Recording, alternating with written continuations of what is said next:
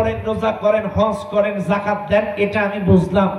এবার আপনারা বলেন, তাগুত কি বর্জন করেছেন? হ্যাঁ, তাগুত কি বুঝেন তো? তাগুত কি শোনেন, আপনাদেরকে বলি। তাগুত হচ্ছে সীমালঙ্ঘনকারী, সীমা অতিক্রমকারী, আল্লাহর আইন অমান্যকারী, শরীয়তের আইন অমান্যকারী। চাইলে এবার আপনারা খেয়াল করেন, আল্লাহ পাক বলছেন গোলামি করো আমার, বর্জন করো তাগুত। চাইলে আপনি নামাজ পড়েন, রোজা করেন, হজ করেন, যাকাত দেন, আবার যারা আল্লাহর আইন মানে না, শরীয়তের আইন মানে না, ইসলাম মানে না, যারা সীমা অতিক্রম করে, কোরআন সুন্নাহর বাইরে কথা বলে, এদের সাথে কি ওঠা বসা, লেনদেন, আদান প্রদান রাখা যাবে? আর রাখলে কি ইমানদার হওয়া যাবে? আরো জোরে কোন যাবে? একটু খেয়াল করেন ভালো করে। এই ঝিনাইদহের মানুষ আমার সাথে বলেন, আগে নামাজ নাকি আগে ওযু? আগে ওযু ছাড়া নামাজ হয়? ওযু ছাড়া আগে কি, পরে? এটা কার বিধান? আমি যদি এখন বলি না, আমি প্রধান বক্তা বলতেছি না, আগে নামাজ পরে ওযু, মানবেন আপনারা? মানবেন না? কার বিধান? কার বিধান? চাইলে আল্লাহর বিধান আগে ওযু পরে নামাজ, এটা যদি আপনারা মানেন, চাইলে আল্লাহর বিধান শুনে নেন। ফামাইয়াকফুর বিত্তাগুত ওয়া ইউমিন বিল্লাহ, আগে ওযু পরে নামাজ, এটা যেমন আল্লাহর বিধান। ফামাইয়াকফুর বিত্তাগুত, আগে তাগুতের সম্পর্ক ছিন্ন করতে হবে, তারপরে ওয়া ইউমিন বিল্লাহ, আল্লাহর প্রতি ঈমান আনতে হবে, তাহলেই আপনারা ঈমানদার। আপনি তাগুতের সাথে চলবেন, ওদের সাথে মিশবেন, উঠবেন, বসবেন, মিছিল করবেন, চলবেন, আর মসজিদে এসে এটা ওযু ছাড়া নামাজ যেমন, আপনার ঈমান, কথা কেন কেন?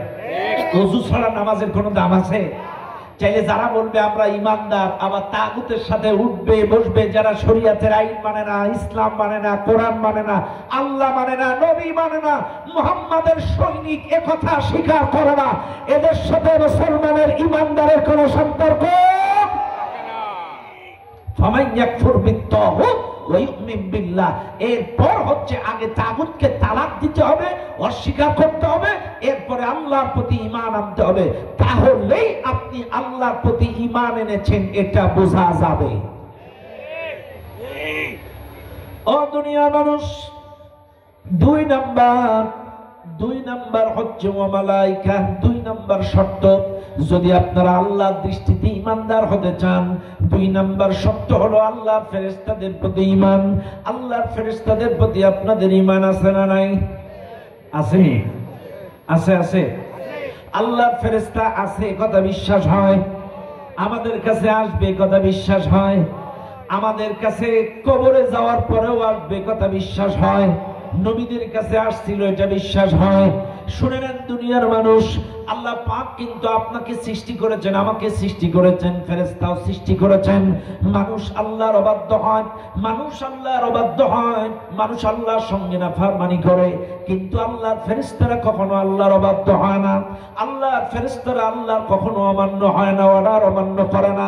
এই মাহফিলে যারা আছেন শুনে নেন, আল্লাহর ফেরেশতাদের প্রতি আমাকে আপনাকে বিশ্বাস স্থাপন করা লাগবে, এটা দুই। তিন নাম্বার হচ্ছে ওয়া কুতুবি, তিন নাম্বার হলো আল্লাহর কোরআনের প্রতি বিশ্বাস। এবার বলেন ঝিনাইদহের মানুষ, আল্লাহর কোরআনের প্রতি আপনাদের বিশ্বাস আছে না নাই? কম না বেশি? অল্প না বেশি? হ্যাঁ, পুরা নাকি আর্ধেক? হ্যাঁ, পুরা। হ্যাঁ, অতটা সোজা না।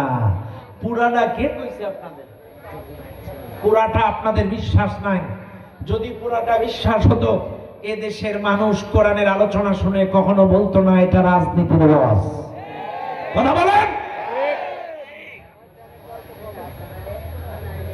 আল্লাহ কোরআনের আয়াতের প্রতি কিছু বিশ্বাস আছে আর কিছু নাই, তার বাস্তব চলচন্ত প্রমাণ শুনে নেন। আমি যদি এখন নামাজের ওয়াজ করি, কেউ রাগ করবেন? কেউ করবেন? করবেন না। আকিমুস সালাত, আকিমুস সালাত, আকিমুস সালাত, ইন্নাস সালাতা তানহা আনিল ফাহশাই ওয়াল মুনকার। আমি যদি নামাজ দিই, ওয়াজ করি, নামাজ নামাজ নামাজ, নামাজ ব্যতীত কোনো ভালো কামে আসবে না, নামাজ ব্যতীত কোনো ভালো কামের প্রতিদান পাওয়া যাবে না।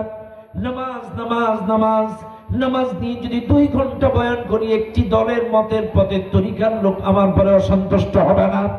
আমি যদি রোজা নিয়ে কথা বলি, ইয়া আইয়ুহাল্লাযীনা আমানু কুতিবা আলাইকুমুস সিয়াম, আমি যদি সিয়াম নিয়ে কথা বলি, রোজা কাদের উপরে ফরজ, থাকলে লাভ কি, না থাকলে ক্ষতি কি, আগের পূর্ববর্তীদের উপরে রোজাটা কেমন ছিল, আমাদের রোজাটা কেমন, রোজা নিয়ে যদি 2 ঘন্টা বয়ান করি, একটি মানুষও আমার পরে অসন্তুষ্ট হবে না। আমি যদি 2 ঘন্টা কথা বলি হজের উপরে, ওয়ালিল্লাহি আলান নাসি হিজ্জুল বাইতি মান ইসতাতাআ ইলাইহি সাবিলা, হজ কাদের উপরে ফরজ, হজ করলে লাভ কি, না করলে ক্ষতি কি, হজের উপরে যদি 2 ঘন্টা বয়ান করি, একটি মানুষও আমার পরে অসন্তুষ্ট হবে না।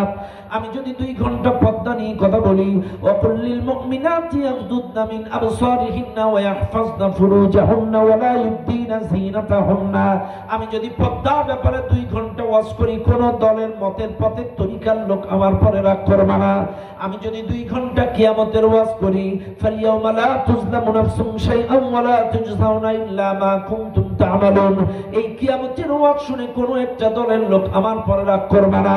কিন্তু আমি যদি ওয়াজ করি, আলা লাহুল খালকু ওয়াল আমর ইনিল হুকমু ইল্লা লিল্লাহ, আমি যদি ওয়াজ করি, ইন্নাল্লাযীনা আমানু ওয়াল্লাযীনা হাজারু ওয়া জাহাদু ফি সাবিলিল্লাহ, আমি যদি ওয়াজ করি, আল্লাযীনা আমানু ইউকাতিলুনা ফি সাবিলিল্লাহ, জমিন যার আইন চলবে তার ঈমানদারেরা শুধুমাত্র আল্লাহর আইন প্রতিষ্ঠার জন্য লড়াই করবে, জিহাদ করবে, সংগ্রাম করবে। এই ওয়াজ শুনলে অনেকেই বলে হুজুর রাজনীতি করছে, কথা বলেন ঠিক না বেঠে?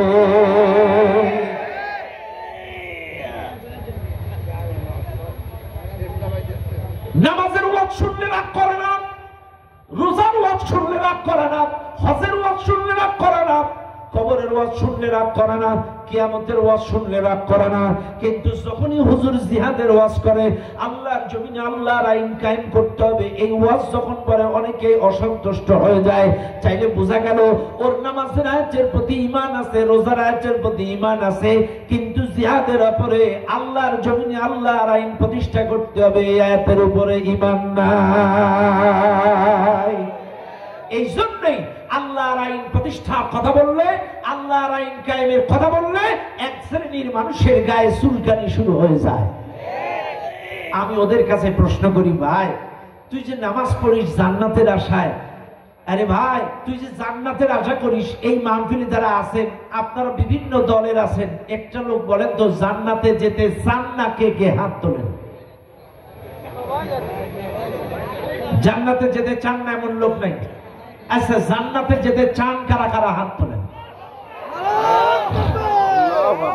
আচ্ছা, হাত তোলেন। আপনারা জান্নাতে যেতে চান, আমি বুঝলাম। এইবার আমার সাথে জবাব দেন, আল্লাহর দেওয়া জান্নাতে যাবেন এটা আশা রাখেন, অথচ আল্লাহর দেওয়া আইন দিয়ে দেশ চলুক,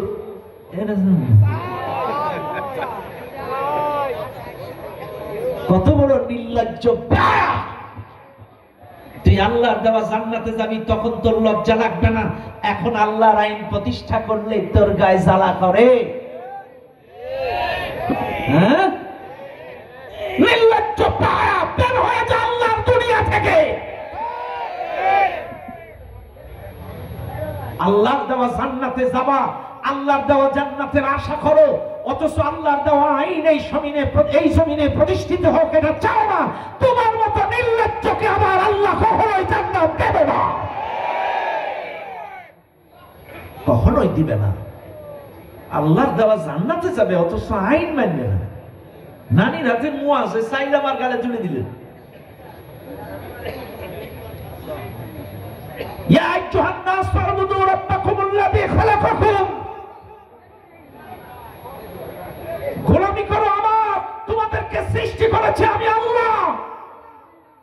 আল্লাযী জাআলা লাকুমুল আরদা ফিরাশা, এই জমিনটাকে বিছানা বানিয়েছে আমি আল্লাহ। এই জমিনে তুমি মোটরসাইকেল চালায় কামাও, ভ্যান চালায় কামাও, রিক্সা চালায় কামাও, ধান লাগায় কামাও, পাট লাগায় কামাও, আলু লাগায় কামাও, ওলকপি ফুলকপি সবজি লাগাও, ইনকাম করো, উপার্জন করো। বানাইছি আমি, আল্লাযী জাআলা লাকুমুল আরদা ফিরাশা। এই জমিন যদি আমি বিছানা না বানাতাম, সব যদি আমি সাগরের পানি বানায় দিতাম, তাহলে তো হচ্ছে।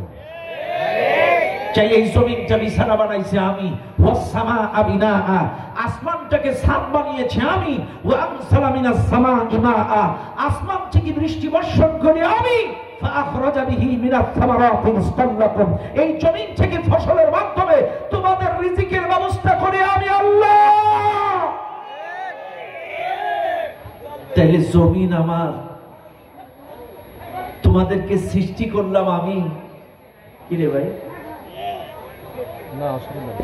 আপনাকে সৃষ্টি করছেন কে? আসমান সৃষ্টি করছেন কে? বৃষ্টি দেন কে? আমাকে আপনাকে রিজিক দেন কে? চাই সবই দিল আল্লাহ।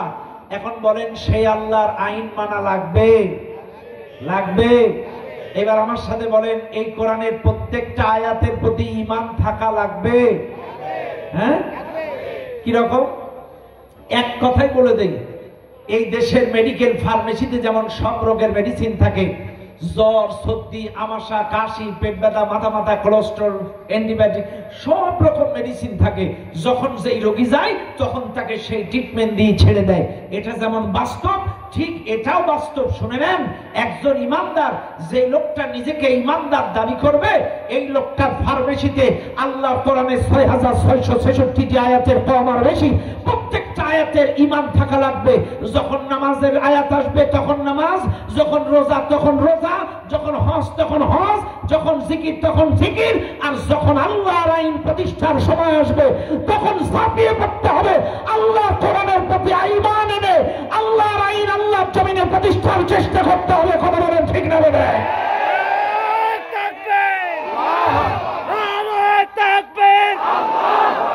আল কোরআনের আইন চাই, আল কোরআনের আলো,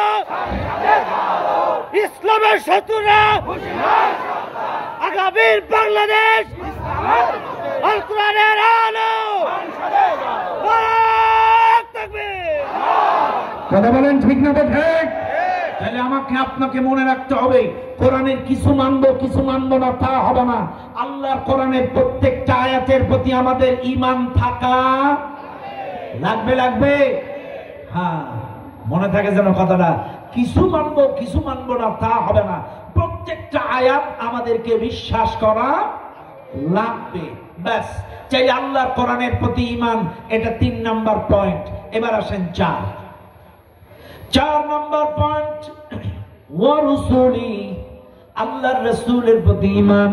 4 নাম্বার শর্ত, আল্লাহর দৃষ্টিতে, নবীর দৃষ্টিতে যদি প্রকৃত ঈমানদার আপনারা হতে চান, আমি আবারও বলছি, শুধু দাড়ি টুপি জুব্বা থাকলে ঈমানদার হওয়া যাবে না। 1 নাম্বার আল্লাহর আইন মানতে হবে, 2 নাম্বার ফেরেশতাদের প্রতি ঈমান আনতে হবে, 3 নাম্বার আল্লাহর কোরআনের প্রতি ঈমান আনতে হবে, 4 নাম্বার রাসূলের প্রতি ঈমান আনতে হবে। এই মাহফিলে যারা আছেন এবার আমার সঙ্গে বলেন, রাসূলের প্রতি আপনাদের ঈমান আছে না নাই? সুরতে নাকি সিরাতে? হ্যাঁ, খালি সিরাতে? শোনেন, আগে বোঝা লাগবে সুরত কি আর সিরাত। আন্দাজে কথা কইলে শুনবো না। শোনেন, ভারতে একবার গেছি ওয়াজ করতে, যে দেখি আমার আগের বক্তা ওয়াজ করছে, আমার ভাইরা বাবাজিরা, আমার পীর সাহেব কেবলা হাকিমপুরি জর্দাদি পান খেত বাবা। পাবলিক কয় সুবহানাল্লাহ। তাহলে পীর সাহেব হুজুর কোন জর্দাদি পান খায় এটাও সুবহানাল্লাহ। এই জন্য গড়ে সব বললে চলবে না, একটু বুঝে শুনে বলা লাগবে। সুরত কোনটা সিরাত কোনটা এটা বোঝা লাগবে। শোনেন, সুরত হলো বাহ্যিক আকৃতি, বাহ্যিক চেহারা, আর সিরাত হলো আদর্শ, সিরাত হলো জীবনী, সিরাত হলো পথ, সিরাত হলো রাস্তা। এবার আসেন কার? রাসূলুল্লাহর রাস্তা, রাসূলুল্লাহর পথ, রাসূলুল্লাহর আদর্শ, রাসূলুল্লাহর জীবনী। এইবার আসেন, আপনারা কিন্তু বলেছেন আমাদের রাসূলের প্রতি ঈমান আছে। এইবার আমি আবারও বলছি, বাংলাদেশের 80% মুসলমান, আবারও বলছি বাংলাদেশের 80 না, আর একটু বেশি ধরি 70, একটু কমায় দিই, 70% মুসলমান, বাংলাদেশের 70% মুসলমান সূরতে ঈমান আনে, সিরাতে নাই। দেখেন বাহ্যিক চেহারা কি, দাড়িটা কার মতো? রাসূলের মতো। টুপিটা কার মতো? রাসূলের মতো। পাগড়িটা কার মতো? রাসূলের মতো। জুব্বাটা কার মতো? রাসূলের মতো। মেসওয়াকটা কার মতো? রাসূলের মতো। বাস মাশাআল্লাহ, দাড়ি টুপি জুব্বা মেসওয়াক সব তো রাসূলের মতো। আর কি হয়ে গেল আমার রাসূলের প্রতি ঈমান? হ্যাঁ না, আমার নবী ওযু করতেছেন, ওযুর পানি গড়ায় যাচ্ছে, আকস্মিক কিছু আবেগী সাহাবী ওই ওযুর কাদামাটি পানিগুলো গলায়, গায়ে, মুখে মুখে, পিঠে চতুর্দিকে লাগাচ্ছে। রাসূল বলছে, কিরে ফেরেশতা, কিরে সাহাবারা, আমার ওযুর পানি তোমরা মাখো কিনলে? তখন বলছে, লিহুব্বিকা ইয়া রাসূলুল্লাহ, হুজুর আপনাকে বড্ড মহব্বত করি, ভালোবাসি, আপনার প্রতি আমাদের ঈমান আছে, আপনাকে মহব্বত করি, এই জন্য আপনার ওযুর কাদামাটি মাখছি। বলছে না, ওযুর কাদামাটি মাখার মাধ্যমে আমার ভালোবাসার বহিঃপ্রকাশ হবে না। আমার ভালোবাসতে গেলে আমাকে পরিপূর্ণ অনুসরণ, অনুকরণ, ইত্তেবা করতে হবে। মান ইউতি'র রাসূল ফাকাদ আতা আল্লাহ, কুল ইন কুনতুম তুহিব্বুনাল্লাহ ফাত্তাবিউনি ইউহিব্বুকুমুল্লাহ, মা আতাকুমুর রাসূল ফাখুযুহু ওয়া মা নাহাকুম আনহু ফান্তাহু। শুনে নাও দুনিয়ার মানুষ, 100% রাসূলের ইত্তেবা করা লাগবে, মক্কার জীবনেও ইত্তেবা করা লাগবে, মদিনার জিন্দেগিও ইত্তেবা লাগবে। আজকে আমাদের দেশে অনেকেই বলে আমরা মদিনার ইসলাম মানি, আল্লাহর কসম আমার কোনো অভিযোগ নাই, আপনারা যা পারেন বলেন, কিন্তু শুনেন মদিনার ইসলামে ছিল কি, মদিনার ইসলামে আছে কি? মদিনার ইসলামে মদিনার মসজিদ 24 ঘন্টা খোলা থাকতো। বাংলাদেশের মসজিদ তো 24 ঘন্টার মধ্যে 5 বার তালা খোলে আর বাদ বাকি 20 ঘন্টা তালা বন্ধ থাকে।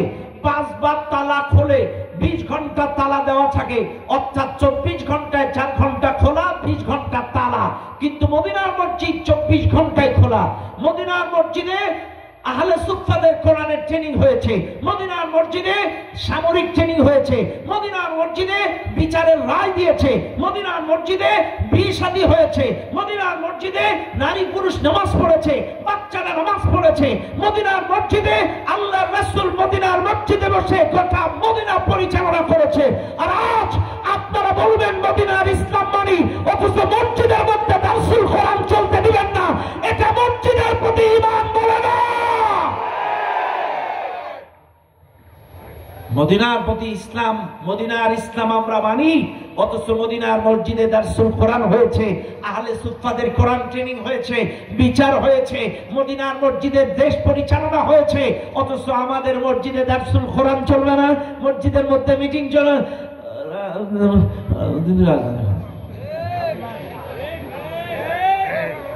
বাইরে দলাদলি ব্যক্তিগত ব্যাপার, আমি আবারও বলছি দলাদলি ব্যক্তিগত ব্যাপার, কিন্তু যে বিষয়ে আপনার কোনো ধারণা নেই, যে বিষয়ে আপনার কোনো জ্ঞান নেই, সেই বিষয়ে ফতোয়া দিতে যাবেন না। আজকে বলে ইসলাম এক জিনিস, কোরআন আর এক জিনিস, ইসলাম এক জিনিস, রাজনীতি আর এক জিনিস। আহারে কপাল পোড়া মুসলমান, আমি অবাক হয়ে যাই, দুঃখ ভারাক্রান্ত হৃদয় দিয়ে বলি, এই মানুষগুলো স্বার্থের মোহে, একটু পদ পদবীর লোভে তাদের মনসত্ব বিবেককে বিক্রি করে দিয়েছে। বাইরে আজকে তাকান, মদিনার আপনারা যদি বলেন যে রাসূলের উম্মত, রাসূলের প্রতি আমাদের ঈমান আছে, তাইলে শুধুমাত্র দাড়ি টুপি জুব্বার প্রতি ঈমান আনবেন, আমার রাসূল যে 10 বছর রাষ্ট্র চালালো এইটার প্রতি ঈমান আনবেন না? হ্যাঁ, আরে শোনেন, আজকে ঝিনাইদহের মানুষ, শেখ মুজিবুর রহমান রাষ্ট্র চালাইছে বলে রাজনীতিবিদ, জিয়াউর রহমান রাষ্ট্র চালাইছে বলে রাজনীতিবিদ, ইরশাদ চাচা রাষ্ট্র চালাইছে বলে রাজনীতিবিদ, হাসিনা রাষ্ট্র চালাইছে বলে রাজনীতিবিদ, খালেদা জিয়া রাষ্ট্র চালিয়েছে বলে রাজনীতিবিদ। চাইলে আমার নবী যে 10 বছর কোরআন দিয়ে রাষ্ট্র চালালো, নবী কেন রাজনীতিবিদ হবে না? কথা কেন? কথা কি বুঝেন? আপনারা বুঝেন? তুমি ইরশাদকে আদর্শ হিসেবে রাজনীতিবিদ মানো, তুমি জিয়াকে আদর্শ হিসেবে রাজনীতিবিদ মানো, তুমি খালেদা জিয়াকে আদর্শ হিসেবে রাজনীতিবিদ মানো, তুমি হাসিনাকে আদর্শ হিসেবে রাজনীতিবিদ মানো, চাইলে আমার নবী যে 10 বছর রাষ্ট্র চালালো কোরআন দিয়ে,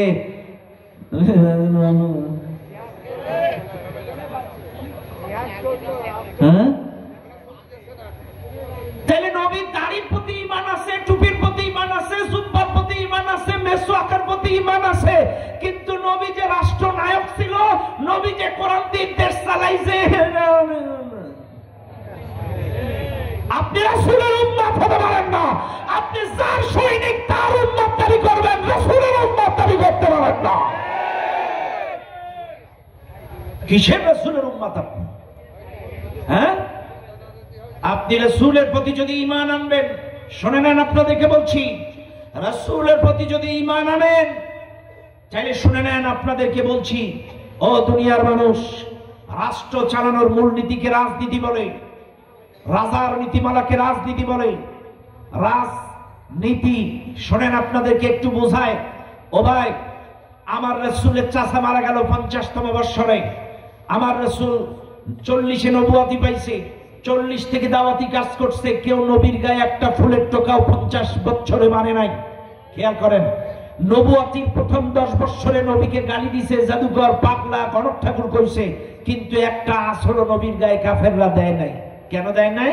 চাচা আবু তালেব যতদিন বেঁচে ছিল প্রোটেকশন হিসেবে চাচা আর ভাতিজা, যদি ঈমান আনে নাই, কিন্তু আর ভাতিজা। চাচা আবু তালেবের একটা পাওয়ার ছিল আলাদা। চাচা যতদিন বেঁচে ছিল নবীর গায়ে কেউ টোকা দিতে পারে নাই। নবীর চাচা মারা গেল, নবীর স্ত্রী মারা গেল, চতুর্মুখী জুলুম।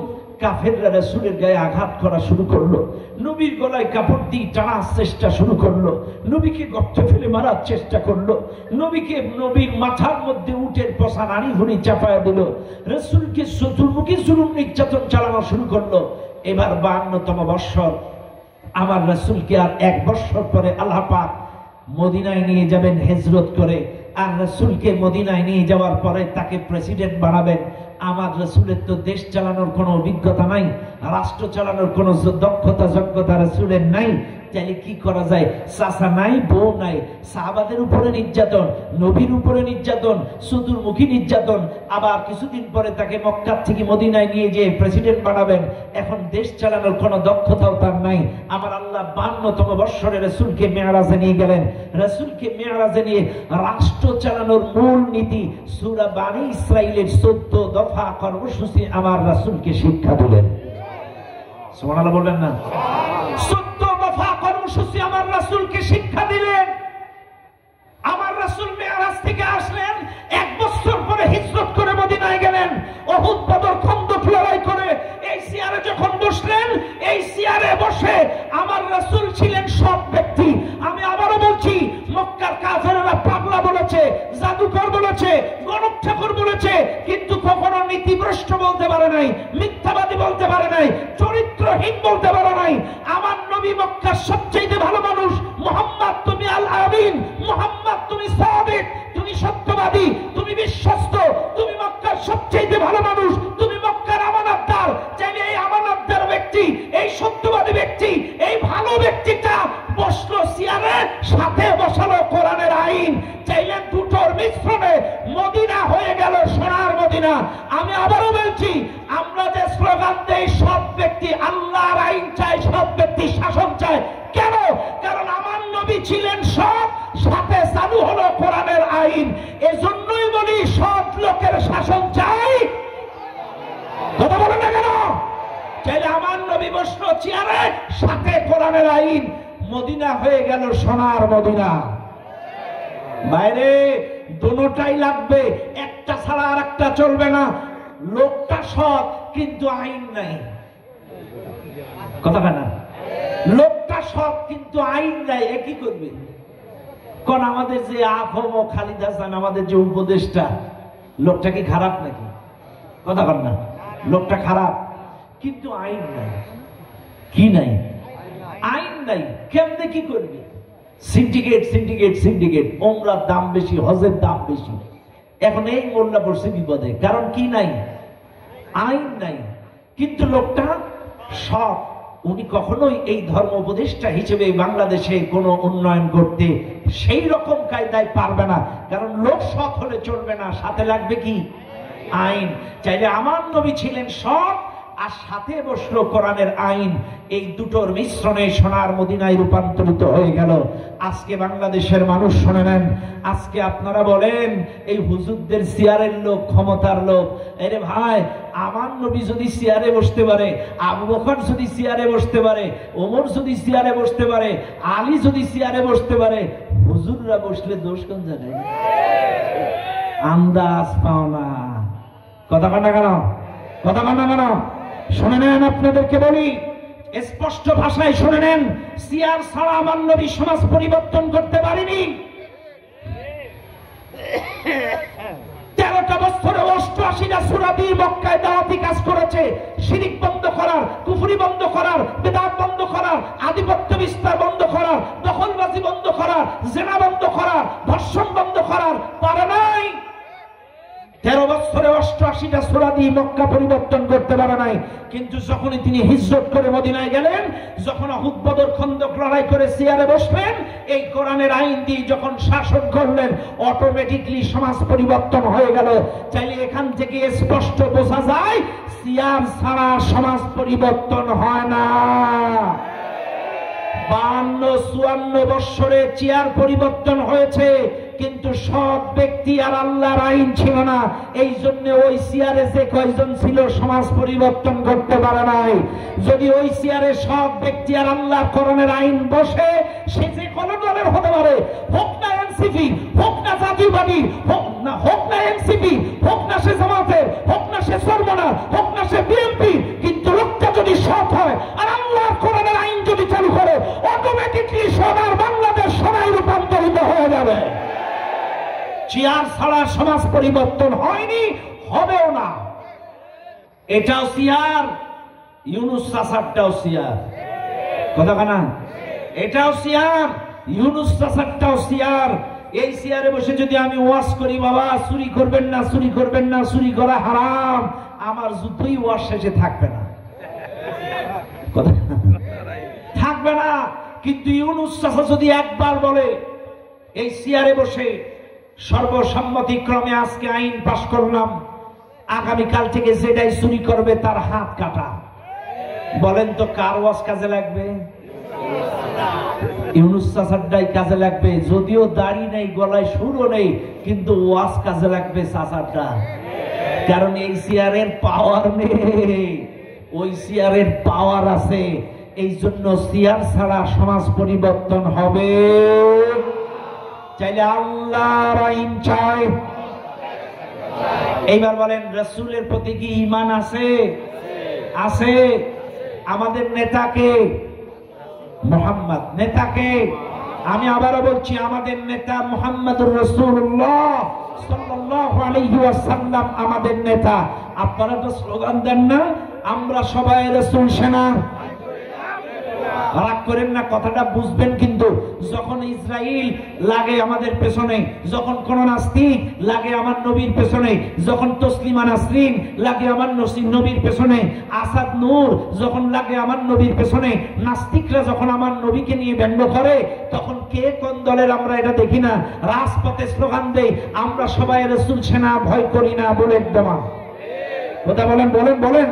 চাইলে এই যে স্লোগানটা দেন, আমরা সবাই রাসূল সেনা, ভয় করি না, বুলেট বোমা, শুনে নেন আজকে বলে, লা ইলাহা ইল্লাল্লাহ মুহাম্মাদুর রাসূলুল্লাহ সাল্লাল্লাহু আলাইহি ওয়াসাল্লাম, এই কালেমাটা যারা পড়বে, এক আল্লাহ ছাড়া কারোর আইন মানবে না, আর 2 নাম্বার মুহাম্মদকে ছাড়া এই দুনিয়ার কাউকে নেতা মানবে না।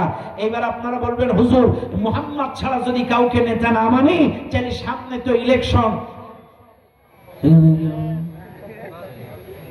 কথা না, আমি ভোট টোট চাবো না, এই চিন্তা করা লাগবে না। আমি ভোট, আমি ইলেকশন করতে আসি নাই, আমি শুধু বুঝাচ্ছি। কারণ কোরআন দিয়ে, হাদিস দিয়ে আমাদের একমাত্র নেতা হচ্ছে মুহাম্মদুর রাসূলুল্লাহ সাল্লাল্লাহু আলাইহি ওয়াসাল্লাম। মুহাম্মদ যদি আমাদের নেতা হয়, চাইলে শুনেন, এই দেশে যারাই মান আনবে, আল্লাহ আল্লাহর রাসূলকে ছাড়া কাউকে নেতা মানবে না। আর রাসূলের পরে কাউকে যদি নেতা মানতে হয় অবশ্যই সেটা ওজন দিতে হবে, মাপকাঠিতে ইতাআতের ভিত্তিতে আপনাকে ওজন দিতে হবে। যেমন মা আতাতুল্লাহ ওয়া রাসূলুহু, আল্লাহ আর রাসূলুল্লাহ সুন্নাতের ভিত্তিতে আপনাকে ওজন দিতে হবে। শুনেন, আমাদের দেশে 1 কেজি 2 কেজি বাটখারা ছিল না কয়দিন আগে? এখন তো বাটখারা নাই, এখন ডিজিটাল দাড়িপাল্লা তুলে দিলেই নাম্বার ওঠে। কিন্তু ওই যে বাটখারা, আপনাকে একটা দাড়িপাল্লা নিতে হবে। এই দাড়িপাল্লায় এক পাশে দিতে হবে কোরআন, এক পাশে দিতে হবে নবীর আদর্শ, নবীর সুন্নাত, আর এক পাশে দিতে হবে আপনার নেতা। হোক না নেতা বিএনপি, হোক না নেতা এনসিপি, হোক না নেতা সরমনায়, হোক না নেতা জামাত ইসলামের। এক সাইডে আপনার নেতা আর এক সাইডে কোরআন আর সুন্নাত। ওজন দেন, যদি খাপের খাপ মিলে যায় সে আপনার নেতা। কোরআন আর সুন্নাতের সাথে মাপকাঠিতে যদি মিলে যায়, নবীর আদর্শের সাথে যদি নেতা মিলে যায়, নবীর সুন্নাতের সাথে যদি নেতা মিলে যায়, আল্লাহ কোরআনের আইনের সাথে যদি তার চলাফেরা মিলে যায়, আলহামদুলিল্লাহ সে আপনার নেতা। আর কোরআন আর সুন্নাতের সাথে যদি না মিলে সে কখনো মুসলমানের নেতা হতে পারে না। কথা ক্লিয়ার? কথা ক্লিয়ার? এর নাম রাসূলের প্রতি ঈমান। আপনি রাসূলের প্রতি ঈমান আনবেন আর এমন লোকরে নেতা মানবেন না আছে দাড়ি, না আছে গোঁফ, না আছে সুন্নাত, না আছে শরীয়তের আইন, কিছু নাই। আপনাকে অবশ্যই ওজন দিতে হবে, একটা কোরআন একটা সুন্নাত। কথা কি বুঝতেছেন আপনারা? কি দিয়ে ওজন দেবেন? আপনাদের মনে থাকবে, কথাগুলো মনে থাকবে। এখান থেকে মেসেজটা নিয়ে যান, রাসূলের প্রতি ঈমান, রাসূলের প্রতি ঈমান। শুধু সুন্নত নামাজ পড়লে রাসূলের প্রতি ঈমান আনা হবে না, শুধুমাত্র দাড়ি রাখলে রাসূলের প্রতি ঈমান আনা হবে না। সবকিছুতে রাসূলুল্লাহর ওজনেই মাপতে হবে। আপনার অবশ্যই আপনার ব্যবসাটা রাসূলুল্লাহর মতো হতে হবে, চাকরিটা রাসূলুল্লাহর মতো হতে হবে, আপনার লেনদেনটা রাসূলুল্লাহর মতো হতে হবে, আপনার উঠা বসা চলাফেরা রাসূলুল্লাহর মতো হতে হবে, আপনার বিচার করাটা রাসূলুল্লাহর মতো হতে হবে। আপনার নেতাকেও অবশ্যই রাসূলুল্লাহর মাপকাঠিতে ওজন দিতে হবে, তাহলেই আপনি রাসূলের প্রতি ঈমান এনেছেন এটা প্রমাণ হবে। আপনি বলবেন নেতা কি আছে